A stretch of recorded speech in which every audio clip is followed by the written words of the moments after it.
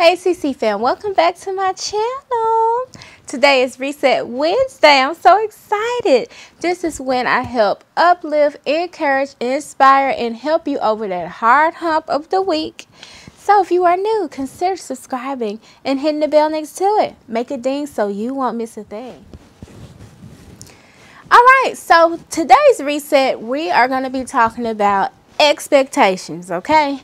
So the first thing that comes to mind is with life and life's journeys, we need to set our expectations in several scenarios. So we're going to be talking about that today. So stay tuned. With expectations, let's talk about the good part of expectations. With expectations, there's no confusion, there's no mishaps, and usually that's when you are following your own expectations because there's no confusion, nothing is misconstrued, okay? Expectations is when you are setting out clear intentions, goals, it's the experiences that you have. So with ourselves, we need to always keep ourselves, be aware, self-aware, okay? Hello, somebody. But yes, with expectations for ourselves, we need to be clear on where we're going, what we're doing, how to set the bar higher and higher and higher, okay? So yes, expectations start with ourselves. We can't dictate or demand an expectation from outer sources without setting our own and following our own and coming through, seeing things through with our own expectations. Are we living beneath the expectation of God? He clearly put a whole book, 66 chapters, of his expectations, his guidance, and things of that sort. So I consciously always try to remind myself of his expectations, and sometimes our fear, our doubt, and unbelief really has us settling in life, and we're underneath God's expectation for our life. He wants us to thrive, not just survive. And I know that rhymes and maybe cliche, but it's true. God wants us to excel, but we can't treat God like Genie and put it in our lap. We even got to guide God sometimes, okay? We want some things out of this life. We have to plead and petition before him so he can approve it. He can set his angels out and already make room for you because it's already done, okay? He's waiting on you. And sometimes it's just we don't know what we want, okay? So I want you to be clear on godly expectations. And please don't travel through this thing called life and not live up to God's expectations. And the expectations you have, talk about expectations from others. And you don't have to be rude about what you want from other people, from outside sources. Let's take it from a corporate perspective, like in the work field.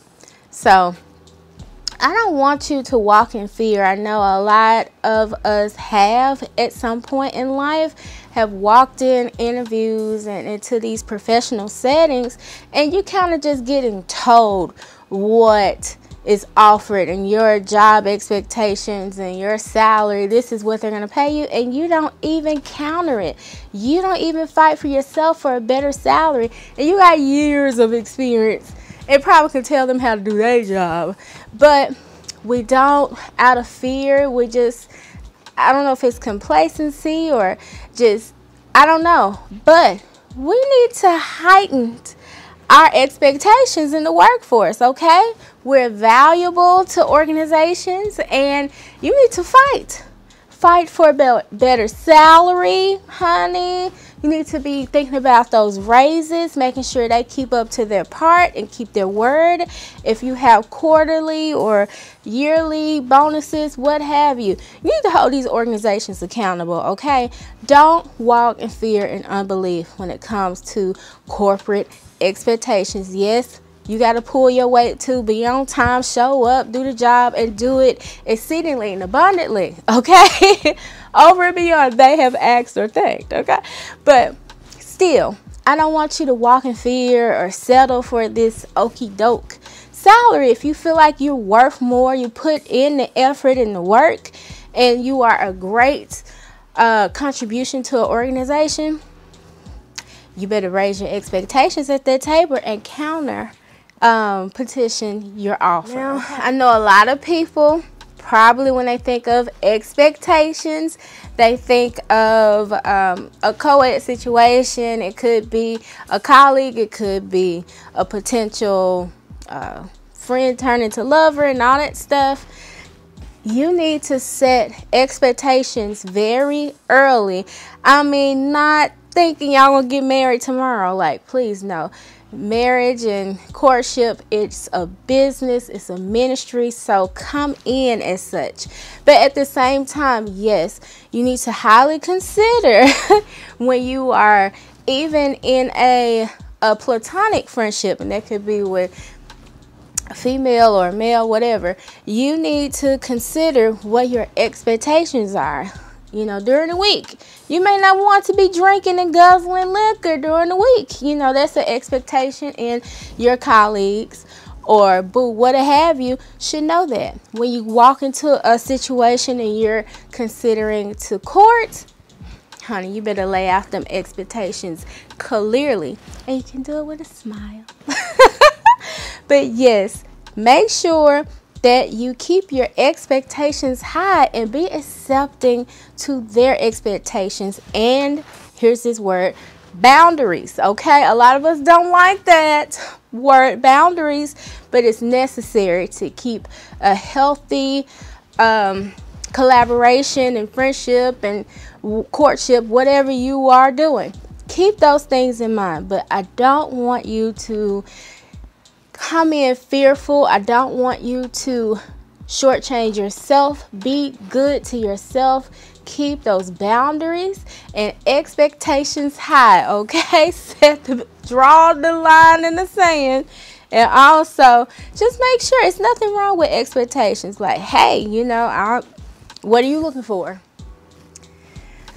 Okay, so in a courtship, you don't want to come to the table, or you don't want to come into a certain space with a person you're considering to grow in life with. You don't want to be shy about what you expect and what you're going to give, you know. You're going to give your honesty. You're going to give your best support. And, you know, if there's networking and you may know a group of people that could help excel that person in a field they really love and deserve, or just emotionally just keep them accountable, encourage them to go to therapy and church and things like that, do that. And be accepting to theirs as well. But don't be afraid to, like, hey, yo, if you casually dating, that's not the tea, okay? I'm not here for that. I'm a grown woman. I'm looking to be a wife down the road somewhere, sometime, some way. And if, you know, that's not on your timetable, baby, we can be dismissed right now. Enjoy this dinner, and we cool. You know, when I see you in the street, I'll say hello. But it is necessary that you set the bar high and expectations are clear, so it will not get twisted and misconstrued down the way, okay? Expectations from a spiritual and mental perspective, okay? So in your heart, you have expectations. And I know for myself, there has been just year after year after year. You have some goals and expectations, and it's just a rotation of failure. And I want you to keep yourself accountable and make sure that those expectations, resolutions, whatever you want to call them, that you are holding yourself up to part, and that you are fulfilling the goals, the steps that you need to take to fulfill all those expectations that you had for yourself and for others. If you are leading an organization, if you have a leadership role, even in a general role, and you're just a member, what have you, or you're just part of an organization. I'm not talking about like organizations, but I'm talking about anything, work. If you are part of the community group like YMCA or something like that, I'm just throwing something out. Maybe at church you have a leadership role. I want you to pray about how you are moving forward and setting expectations. You don't want it to just benefit you because you are in a leadership role. A good leader has been a great follower, but you have taken the steps and proven yourself to be a leader. So with that, if you're a mentor, I want you to put your pride and ego aside and focus on the greater good, because I tell my students that all the time.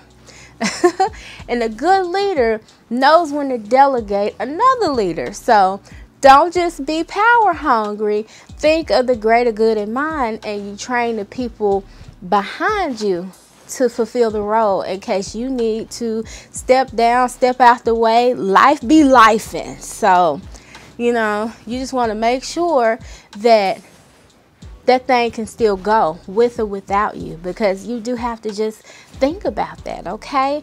But just think about the preciousness. Think about what an honor it is to lead and to gift your expertise to other people. So I don't want you to take that lightly about you being experienced, okay? I don't want you to fumble the expectations of the role that you are going forth in and the roles that your subordinates are going in. I want you to be as delicate as possible with your subordinates and things, because we all need each other to make things move and shake out here in these streets. So okay. I hope this helped you, uplifted you, and got you to thinking and jotting down some things and holding yourself aware and accountable. Those are my top two things, okay? If you cannot do that, we can't rock, okay? Because I'm constantly always checking myself, okay?